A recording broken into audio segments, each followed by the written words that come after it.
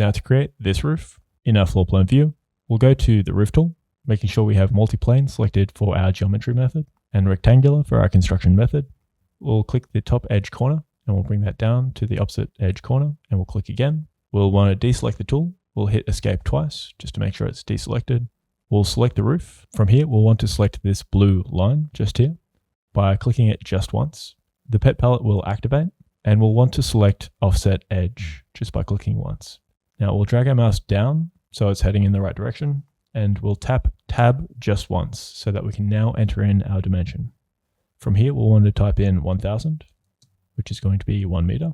And to finish the operation, we'll hit enter. And this has extruded our roof downwards. From here, we'll want to click this external edge, and using that same offset edge, we'll want to bring that back towards the dwelling. Once we bring that line upwards, and then we'll hit tab, and we'll type in 1000, and we'll hit enter.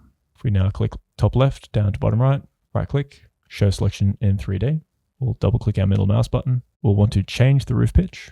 We'll make this one say 30 degrees. Now for real world projects, I rely on my template to eliminate setup and get drawings done faster. I've now made my template available for purchase. The link will be down below. Now to create a roof plan just like this, you'll want to check out this video just over here. We take it all step by step, so go on and check it out.